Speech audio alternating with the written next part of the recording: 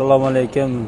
Namangan Haval obunachilari, iyun oyida M6 avtomobilni xarid qilgandim. Mashina juda ajoyib mashina. Menga yoqdi mashina. Taassurotlarim cheksiz. Yumshoqligi jihatidan, benzin rasxodlari endi misol uchun hammasi hamyonbop.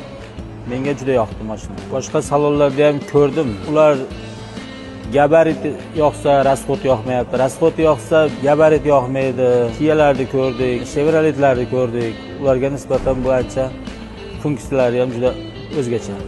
Oxiri to'xtamda keyin iyun oyida mana shu Haval M6ni olishga qaror qildik. Yaxshi nasib qildi, oldik. Servislari ham ma'qul, menga yoqdi.